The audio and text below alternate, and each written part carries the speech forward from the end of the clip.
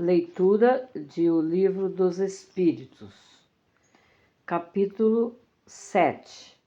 Retorno à vida corporal.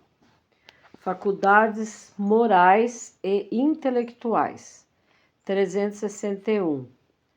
De onde vêm para o homem as qualidades morais, boas ou más? São as do espírito que está encarnado nele. Quanto mais o espírito é puro, mais o homem é guiado para o bem. Parece resultar disso que o homem de bem é a encarnação de um bom espírito e o homem viciado a de um mau espírito? Sim, mas dize antes que é um espírito imperfeito. De outra forma, poder-se-ia crer em espíritos sempre maus, os que chamais demônios. 362. Qual o caráter dos indivíduos em que se encarnam espíritos travessos e levianos? De indivíduos estouvados, espertalhões e algumas vezes malfazejos. 363. Os espíritos têm paixões que não pertencem à humanidade? Não. De outro modo, eles vos las teriam comunicado. 364. É o mesmo espírito que dá ao homem as qualidades morais e as da inteligência? Seguramente, é o mesmo. E isso em razão do grau que alcançou. Não tem o homem em si dois espíritos. 365. Porque os homens muito inteligentes, que evidenciam em si um espírito superior, algumas vezes, ao mesmo tempo, são profundamente viciados?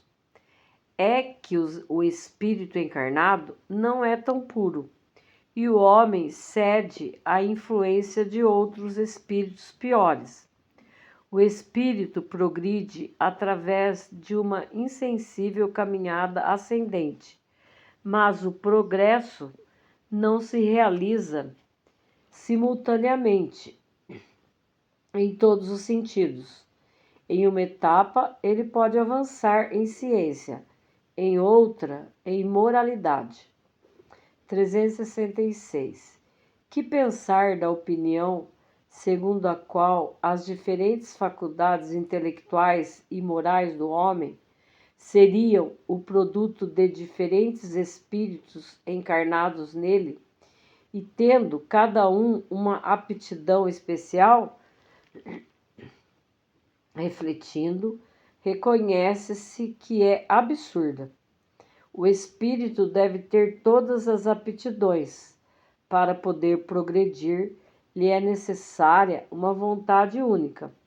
Se o homem fosse um amálgama de espíritos, essa vontade não existiria e ele não teria individualidade, pois que, em sua morte, esses espíritos seriam qual um bando de pássaros escapados de uma gaiola.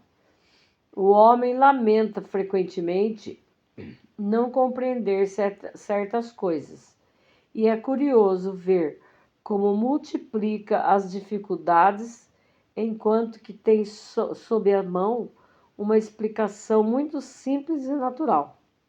Ainda aqui toma o efeito pela causa. É fazer para o homem o que os pagãos fizeram para Deus. Acreditavam em tantos deuses quantos são os fenômenos do universo. Mas, entre eles, as pessoas sensatas não viam nesses fenômenos senão efeitos, tendo por causa um Deus único. O mundo físico e o mundo moral nos oferecem, a esse respeito, numerosas comparações. Acreditou-se na existência múltipla da matéria, enquanto se esteve apegado à aparência dos fenômenos. Hoje compreende-se que esses fenômenos conquanto variados, podem não ser senão modificações da matéria elementar única.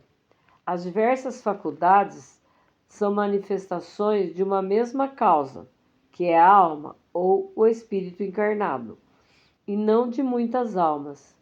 Da mesma forma que os diferentes sons do órgão são o produto de uma mesma qualidade de ar, e não de outras tantas espécies quantas sejam as dos sons. Resultaria desse sistema que quando um homem perde ou adquire certas aptidões, certas inclinações, isso seria pela ação de outros tantos espíritos que vieram ou que se foram, fazendo dele um ser múltiplo, sem individualidade e, por consequência, sem responsabilidades.